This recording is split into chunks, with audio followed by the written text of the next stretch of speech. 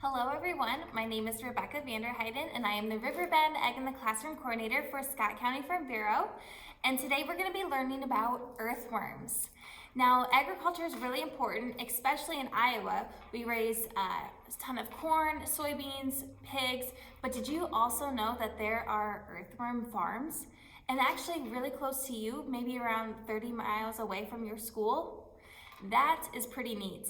We're gonna take a look at an earthworm farm that is located in DeWitt, Iowa, and we're gonna see what they have to tell us about earthworms. So let's watch the video. Hi, Eric Johnson, live in DeWitt, and this is a commercial worm farm. Each of the buckets you see here have about 250 worms in each bucket, and every 2 weeks they'll eat all the material in the bucket, and at the end of those 2 weeks you'll have castings or worm manure.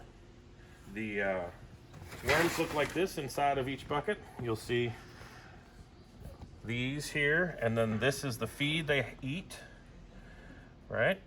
And after 2 weeks of eating, you get these bags over here. And inside of these bags, you'll see what looks like rich black dirt, which is worm castings. And this is what you just saw after the worm eats and runs this through basically the worm gut.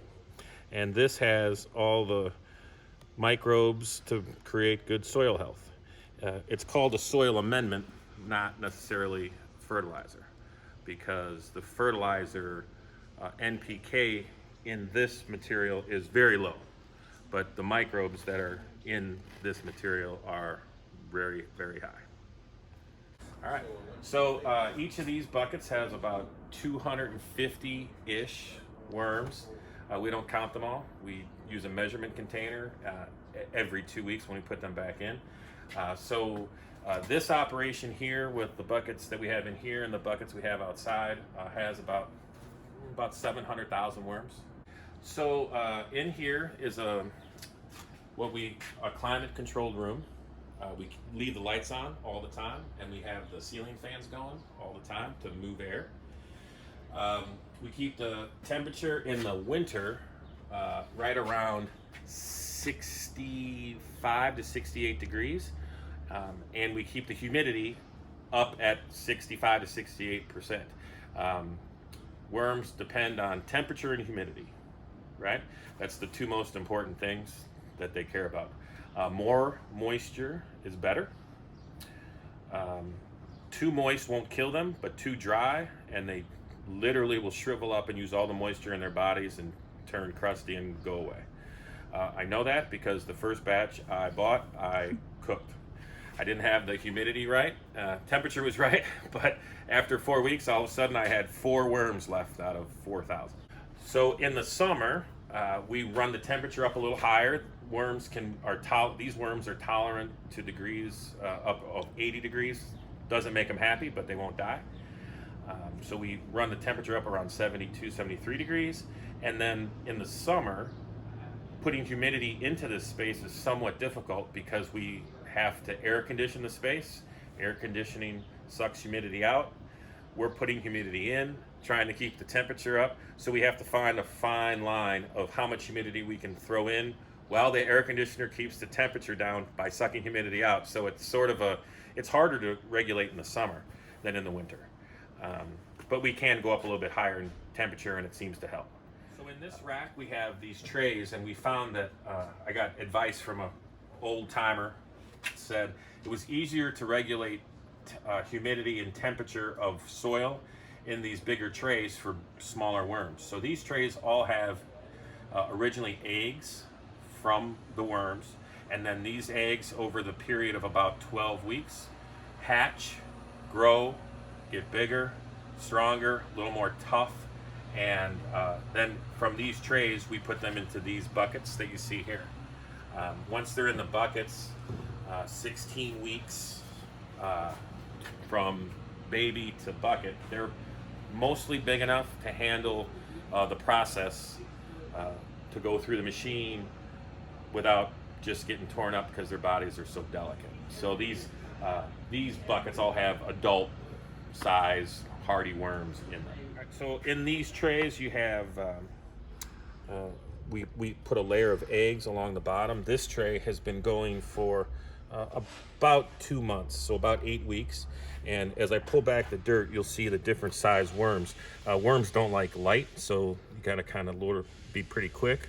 But as you see, you'll see a couple. You'll see a bigger worm like this, which might be, call him an 8-week worm. And then you will see smaller worms. So, and they're pretty tiny, but I'll grab this little guy here, which is, you know, maybe a 3 or 4 week worm, a smaller worm. So, and different sizes throughout this entire, what we call hatch trays. And as we go, we try and get them as large as possible in this environment. So then we move them to a bucket environment, where they then become adult worms and can handle the machine. All right. So this here is the harvester that we use to separate the worms from the castings and the eggs. So as you can see, this part here, this first 6 foot has 1/8 inch screen. This is where all the castings fall out of and then are conveyed up this section here and drop into a sack. This second part here is 1/4 inch screen. This is where the eggs or the cocoons fall out of, and we collect them underneath. And then this back section here is where some we call trash, which is just worms can't eat everything in the bucket. There's some stuff that comes out, and then the worms drop into the other side.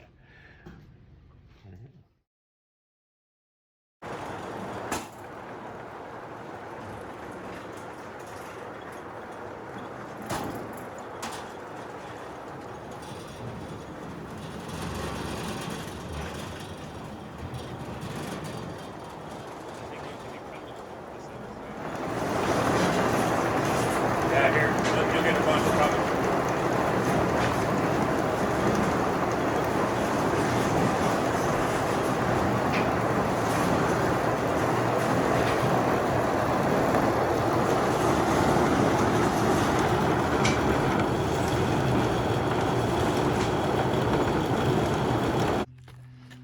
So once the material is run through the machine and the castings are collected, we put them in these storage bags, and then we sell at farmers markets, and we sell to large vegetable growers, the folks that are growing 1,500-pound pumpkins and 80-pound cantaloupes.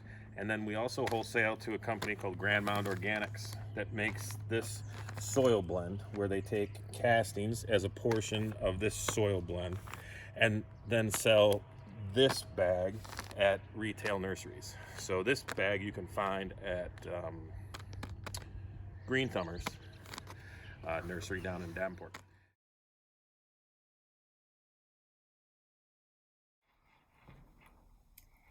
Alright, so I hope you guys all enjoyed watching this video with Eric and learned something cool about earthworms. I had no idea that earthworms were raised in buckets like that. Did you guys have any idea? I thought that was so fascinating. So at this farm, they were all in a machine shed. So that's how they kept it temperature controlled and for weather and away from predators. So it was a very cool experience that I got to see. And they have 700,000 earthworms just on their farm right there. That is just incredible. So they are producing something. And why would earthworms be good for our environment? What do they give us? They give us worm castings, which is worm manure.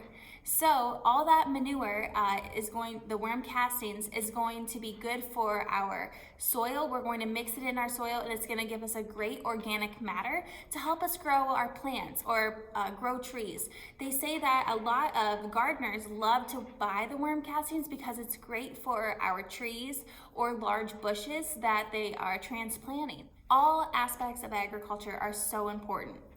So I hope you guys learned something from the video, and to wrap up the activity, we have a PowerPoint, and inside your kit, you're gonna see shapes, and you will have shapes that will go along with the PowerPoint. And to see if you guys are paying attention, you'll have to answer the questions with the shape that was provided. So I hope you guys enjoyed this activity and learned something cool about earthworms. See you next month.